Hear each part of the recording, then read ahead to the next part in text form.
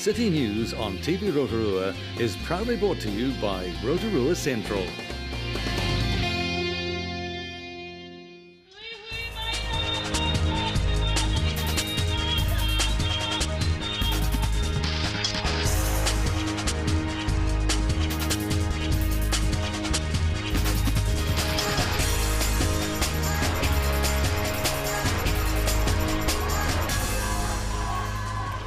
Good evening, Rotorua. Tonight on City News.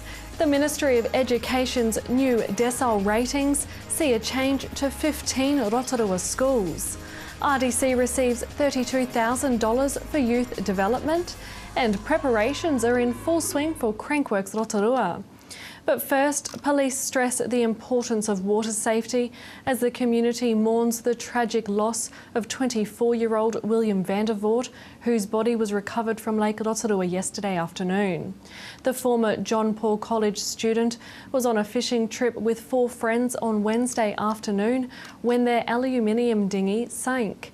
An investigation is ongoing into the cause of the accident, but police have confirmed that none of the 5 men on board the boat were wearing life jackets. As we head into summer, this tragic loss is a reminder to be aware of the dangers of any water activities and the importance of wearing a life jacket. The Ministry of Education has released new decile ratings for the region's schools. Ratings range from decile 1 to 10, with decile 1 schools given more government funding, while decile 10 schools have fewer students from low socio-economic communities, so they receive less funding. Out of the 45 Rotorua district schools listed, 15 had their ratings reduced, meaning they will receive more funding, while 9 had theirs increased. Kaharoa were one of the 9 schools whose decile was increased. This year they were placed as a decile 9, but from 2015 are listed as decile 10, meaning they will receive less government funding. Melanie Groves spoke with school principal Warwick Moyle. I was quite surprised to hear that we're a decile 10, which is, means that we get no additional funding above the operations grant. And so I will certainly look at the process, see whether we can appeal the process to see whether we are a decile 10 or not. The reason I was disappointed is it means our funding is very restricted, and really it's all about funding. Funding's tight. The Rotorua District Council has been granted $32,000 from the Ministry for Youth Development's Youth Fund, which will go towards youth-led and designed projects for 2015. The projects will include Youth Ambassador Leadership Training, Youth Voice Consultation and 5 youth-led community events, giving youth the opportunity to develop skills in leadership, communication, teamwork, project planning, event coordination, decision-making and interpersonal skills. District Councillor Tanya Tapsell has some more information. So we actually got $32,000 from MYD Partnership Fund. And what we're going to do with that money is we're going to put it towards the young people. We're getting 30 young people and we're going to train them up, support them to go out and engage with other young people in the community. And like the title, the Rotorua Youth Voice is all about getting young people's voice. In sport tonight, preparations for Crankworks Rotorua are in full swing, with the Skyline sites getting ready for the 5-day event held from March 25 to 29. Tickets are now on sale. Yeah, I mean, tickets are on sale now. They're pretty reasonable. So for a full week pass for an adult, you're looking at $69. When you compare it to the price of a rugby game or something like that, you know, it's pretty reasonable, I think. We hear more about Crankworks and the funding received from the Rotorua Energy Charitable Trust later in the program. To your weather update now. And tonight, a southwest change with the chance of thunder and an overnight low of 6. And we have a full forecast of the weekend's weather coming up after City News, thanks to Met Service. For program listings or to watch City News again, visit our website tvrotorua.co.nz and remember to look up our TV Rotorua Facebook page. Still to come on City News tonight, District Councillor Tanya Tapsell talks about the youth portfolio and the Ministry for Youth Development's Youth Fund grant to the RDC of $32,000. We hear from Steve Holmes, the Youth Centre Manager, and we have the full interview with part of the Crankworks team.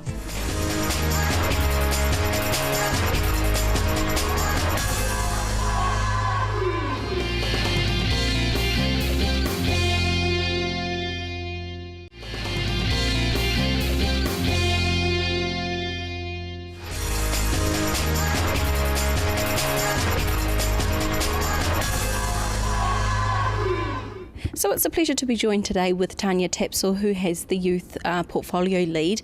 We're going to have a quick chat, Tanya, about a couple of things today.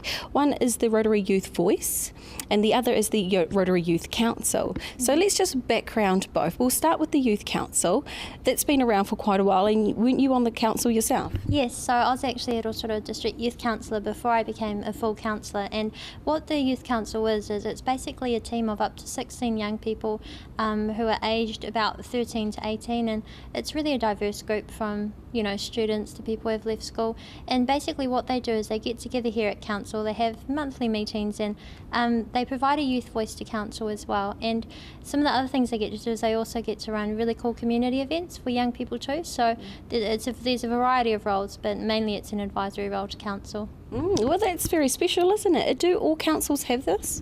No, not all councils do, and in fact I was met with a few other young people in councils around New Zealand, and they were all saying they really wish if they had a youth council. So we're very lucky here in Rotorua, and I mean it's a great opportunity for young people who are interested in council or interested in just making a positive change in their community too. So they get to learn about council and how it works. And that's a huge plus as well, because a lot of us in the community, especially from a young age, we know about the council, but we don't have anything to do with the council, therefore we don't know what it does. Yeah. So Tanya, what have the changes been for 2014? I know 2015 is now open for applications, but what have you done throughout 2014? One of the big things I'm really excited about that we did do was actually bring in a youth councillor to join us at our whole council meetings. So earlier this year we put it to council and they all voted yes, so we now have a youth councillor join us at the table. They have a seat specifically for them and they have speaking rights, so they can let us know what they think about the issues we discuss. They don't have voting rights because it is an elected position, but it's really exciting to have them actually there on the table, and certainly something that youth councils around New Zealand are looking at thinking, how can we do that as well? So it's good to have that here in Rotorua. That's wonderful. What else have you been doing? Well, we've actually started this really exciting project, which is the Rotorua Youth Voice, and we got some funding from MYD, so we actually got $32,000 from MYD Partnership Fund. And what we're going to do with that money is we're going to put it towards the young people. We're getting 30 young people, and we're going to train them up, support them to go out and engage with other young people in the community. And like the title, the Rotorua Youth Voice is all about getting young people's voice. So while we're doing all this future planning, we actually want to see what young people think and what young people want for the future, so we can make sure in our planning we actually align that up. So that's a really exciting project we're doing. It sounds exciting, but not only that, it's also really important because our young people are going to be our future leaders, aren't they? Yes, they are. Yeah. So isn't it, just in line with the fact that one day they will be running our country, one day they will be leading the way, so therefore their voice now is really important. Yes, exactly. And I mean, even put into perspective, we've got an ageing population. When people retire, we want to make sure that we actually have young people that are skilled and empowered to fill those positions. And at the end of the day, they're going to be our future teachers, builders, nurses that look after us. So it's really important to make sure that they're happy and they can live in a city that really fills their needs. Well, go Rotorua Council, well done. So Tanya, both applications are open now. So the youth application is open for council. Tell me about that. What's the process there?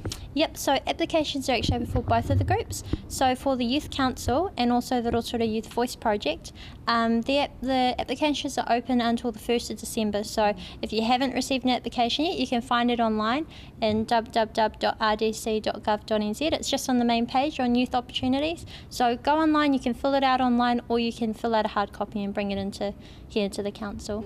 And that's so that you can be a part of that council, isn't it? And a part of the voice and be a part of the change, especially if you've got something to offer. Yep. Okay, so is there any criteria? Yep, so for the Youth Council, it's age 13 to 18, and for the Rotorua Youth Voice, it's a bit wider, so it's age 12 to 24. So if you fit between those age groups and you're dedicated to our community and just want to make a positive difference, then please get in touch. Oh, there you go. If you're dedicated to the community, that's a very good reason in order to go and online, as Tanya said, and apply to be a part of these two projects. So just once again, Tanya, how do they find these details and applications? What website do they go to? They go to www.rdc.gov.nz. Thank you.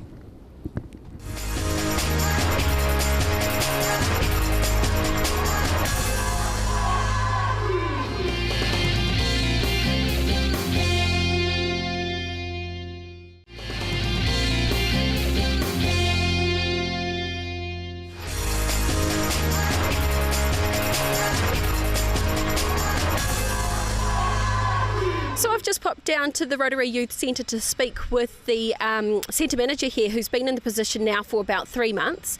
We're going to catch up to see what he's been up to and how things have been going for him. Hey Steve, thank you so much for having us. No problem. So what has been going on down here? How have things been? So things have been good. I've been here for 3 months, and it's been a lot of just getting my head around what's going on, getting a grip on everything that's going on in the place and systems and all that sort of stuff, and learning about sort of our place in the community, I suppose, and learning how I can fit the very big shoes of the manager before me. Oh, absolutely. Now, you don't just work in conjunction, like you work, obviously you're based here, but you work in conjunction with quite a few other facilities as well. There's quite a few here, aren't there? Yes, so we work collaboratively with a lot of other services and organisations. Apart from what we have here with our health centre and our different programs and projects that we have based here, we have a great relationship with the Men's Shed next door, who have a lot of involvement with our intergenerational project. We're involved in Rotorua, which is a new Healthy Families initiative. Involved in the setting up a Big Brother, Big Sister, which is just new to Rotorua, and we're involved in a lot of other sort of committees and groups here. And so you all work in conjunction with each other? Yep, we work a lot collaboratively together, and I think that's becoming more and more the best way to work, the better way to work, and so people are very keen now to really make a difference, sort of linked together rather than all sort of working in our little silos and things, yeah. So in the last 3 months, what have been some of your highlights? What projects have you done? We had a very successful event probably about a month ago, the House of Horrors, which was a huge effort of a lot of people. We had a sellout event. It ran over 3 nights, and it was about 125 young people each night coming through a maze that was set up around through the building and outside here, with all sorts of characters jumping out at them and all that kind of thing. The cool thing about that was it wasn't just an event, but there was a year's worth of workshopping and involving young people in the running of that project. So we had about 80 volunteers, 60 of whom were young people learning about project management, learning about costuming, special effects makeup, acting and all that sort of stuff. So it was really a very exciting event, not just because of the event, but because of the huge involvement of volunteers and young people. So we put that together on a very tiny budget, but it had a huge amount of community involvement and sponsorship and volunteers helping out. So it was great, very successful. Yeah. So not only did the children and adults have a great night, but there was some skill sharing, obviously. Absolutely, yeah. Okay. With the skill sharing, is that what the intergenerational project is about? Yes, our intergenerational project is 18 months. It began about 18 months ago. The first part of it is just setting the project up and the infrastructure and things like that. And now there's beginning to be some wheels on the project, I suppose. Now we're in the stage of recruiting volunteers. We're looking for older people with skills that they want to pass on, and younger people who want to learn skills. So it's about engaging young people and older people in a skill sharing capacity to learn from each other, and that can go both ways.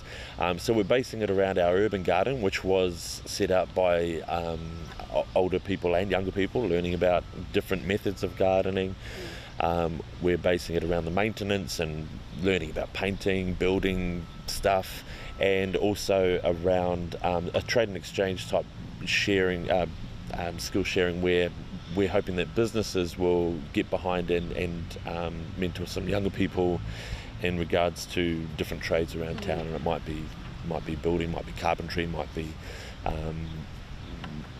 business in general.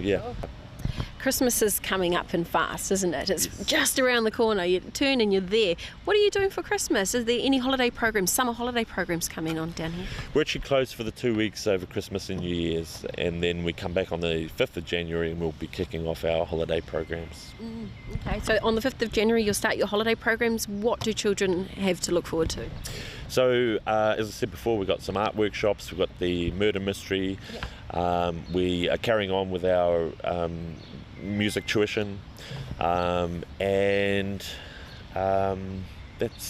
so we're also going to be getting into some more sport and fitness. So Sione, who is our new youth worker here, is coming back from he's just been running and biking the length of the country, which has been televised a lot, which is very exciting. He's coming back. His focus is health and well-being and sport and fitness and getting young people into some real healthy stuff. So he's going to be running some sports events and training and things like that, back into his box fit classes, and there's a lot going on. Yeah, we've been following Sione, especially on Facebook. I see his photos popping up all the time, and he's doing absolutely wonderful.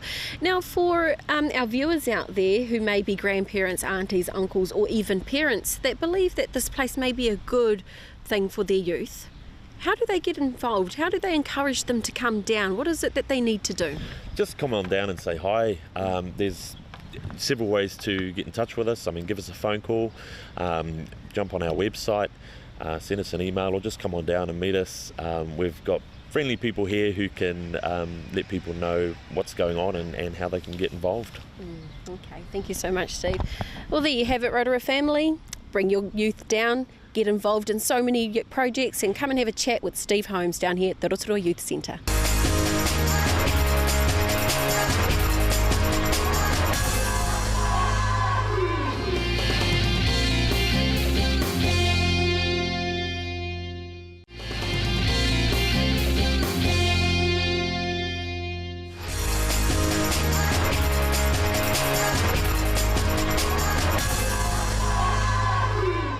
To jump into a gondola with some very interesting individuals. They've all come together to collaborate for Crankworks 2015 with some special funding from the Rotorua Energy Charitable Trust. Graham, you must have been quite surprised to see a application come through from Crankworks, or really was it a surprise at all? No, it wasn't a surprise really. Look, we have had some fantastic mountain biking events here, the World Champs, and the Trust supported that. And so when the application came through for Crankworks, which is the biggest in the world, the biggest event in the world for mountain bikes, we said, we'll get behind it. And the reason my fellow trustees and I got behind it is that we've got great enthusiastic people here, a good team of people. It's local. We know that they're going to do a professional job, and it's great that we're able to give them that support that they really need. So we've committed $200,000 this year, $100,000 next year, and $100,000 the year after, to make sure that we can let them know that we're right behind them and our community is right behind them in supporting the work that they do. Well, potentially with the amount of $15 million coming to Rotorua, it really is just a small investment, isn't it? Yes, it is. It is. But the great thing about it, though, is that the community can join into it, and that's what we like about it. It's an event, as we've seen before, that the whole of the community, all families can come in and have a really great time. And that's what Rotorua is about, really. It's a fun place. It's a family place. It's a place where people can really enjoy themselves and have a lot of fun. And they join in with people who from all over the world. Has it inspired you at all to take up mountain biking, or are you a secret mountain biker? I'm a secret rider on bikes. Yes, I am. Yeah. Well, I'm not that great at mountain biking, but I do enjoy cycling. I have for years and years, and I just think it's such a good, healthy thing to be able to do. And I've seen so many families enjoy themselves with it, and you've got guys like this that really get out there and make it possible, and it is really great. And you've got to capitalise on the work that's being done around here for the people of Rotorua. Absolutely, and it takes an amazing team, and it looks like Crankworks definitely have one this year. They certainly have a right, and I know they'll do a great job, and it'll be an event, a very memorable event. Jamie, you've been, you're not a local, but you've been here and you've been involved with quite a few things. Yeah. They've imported you from Auckland. They've stolen you, haven't they? Why is that? I think, like I said earlier, I've been guiding in the area for a bit over 10 years, so just working in the adventure tourism industry, from sort of rafting and bush guiding and stuff like that, so pretty good knowledge of the industry. And I think Tuck Motu and I, the director of Crankworks, we go back all those ways, because I think we used to be raft guides together over 10 years ago. And I think he was just familiar with sort of my experience and must have had confidence in me. So when Skyline was looking for someone to sort of set up the operation here, he sort of threw my name in the hat, and I was in Auckland at the time, but looking to get out. And I mean, I was familiar with Rotorua and just been truly impressed since I've been here. I think from being offered a job here to starting here, I think took about 3 weeks. So packed up the wife and kids and down here and haven't looked back since. So yeah. Great. Look, sounds like a great opportunity for you and all your family. All right, so it looks like we're coming up to our stop very shortly, but is there anything, Ariki, that you wanted to add to, you can enhance our locals or get them involved in our events coming up? Yeah, I mean, tickets are on sale now. They're pretty reasonable. So for a full week pass for an adult, you're looking at $69. When you compare it to the price of a rugby game or something like that, you know, it's pretty reasonable, I think. But even failing that, you just want to encourage Rotorua locals to come down and get involved with the entire event atmosphere. And if they haven't even been on a bike before, I'd strongly encourage they find one, get into the redwoods and find out what it's all about. There you go. Well, there you have it. Crankworks 2015 coming to us strong, fast and very proud. Crankworks is the world's biggest mountain biking festival and it's coming to Rotorua in March 2015. That was part of the Crankworks team talking with Melanie Groves. Don't forget to watch the show again or to catch up on past episodes. Visit our website tvrotorua.co.nz. Thanks for joining us tonight. We hope you have a wonderful weekend. We'll see you next week. Ko Maria.